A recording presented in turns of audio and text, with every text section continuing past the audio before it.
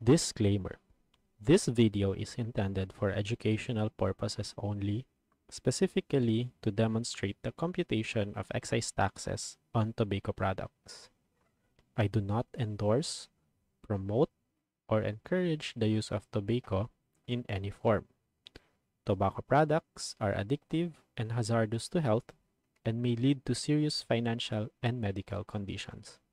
If you are or know someone who is struggling with tobacco addiction, please seek help from a qualified healthcare professional. In this video, we will answer this activity concerning novel tobacco products. So, check natin yung tax code.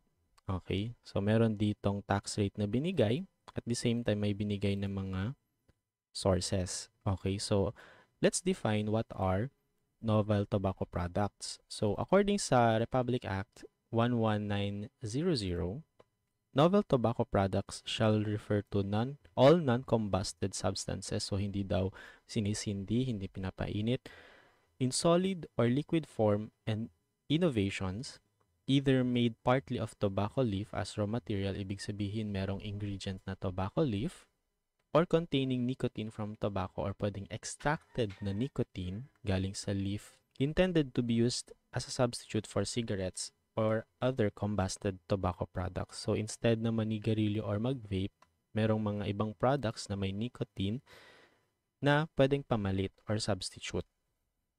So ang mga examples ng nicotine products na nakita ko is ito, nicotine pouch, na instead na sinisindi, okay, or pinapainit, dinidikit yan siya sa balat para dun sa mga gusto na mag-quit ng smoking. Okay? So, sige, let's answer the question. Ang question is, how much is the excise tax due? So, punta muna tayo sa tax table. Merong binigay dito na 2 peso and 70 centavos. Okay? Kaso, ang year ay 2024. Okay? So, ang year natin ngayon ay 2025. So, ibig sabihin, hindi yan ang gagamitin natin, or pwedeng ito ang gamitin natin pero i-adjust natin siya by 4%. So, that is 2 pesos and 70 centavo times 104%. Now, check natin ano ba yung base ng tax. Okay, ang base niya is under sa novel tobacco product. Okay, andito per kilo daw. Okay, kada kilo. So, check natin ilang kilo ba ang ginawa ni STU Corporation. So, nakagawa siya ng 10,000 boxes. Tapos, per box ay may 100 packs. And per pack, merong 100 grams. So, ang 100 grams, pag i-convert natin siya sa kilo, it's 0.1 kilogram. Okay? Pwede din gawin natin 100 grams divided by 1,000 grams para ma-convert siya into kilograms. So, sige, 100 grams divided by 1,000 kilograms. Okay, sige, multiply na natin. 2 pesos and 70 centavos times 104% times 10,000 boxes times 100 packs times 100 grams divided by 1,000 grams. So, ang excise tax natin ay 280,800. Okay. So, next, compute naman natin yung inspection fee.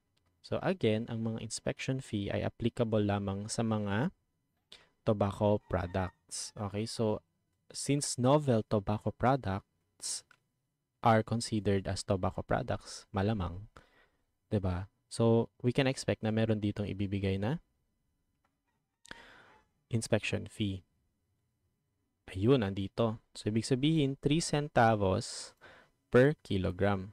So, again, pwede lang natin i-copy-paste to, no? Yung 10,000 boxes times 1,000 packs times 100 grams divided by 1,000 grams. Grams to, guys. Okay? Copy-paste lang natin, no? So, 3 centavos. Iyon. Times 10,000 boxes. Iyon. Sige, compute na natin. So, 3 centavos times 10,000 boxes times 100 packs times 100 grams times divided by 1,000 grams. So, ang inspection fee natin ay 3,000. So, ganyan lang siya kasimple, guys. Okay? Now you try. We will answer this problem in another video.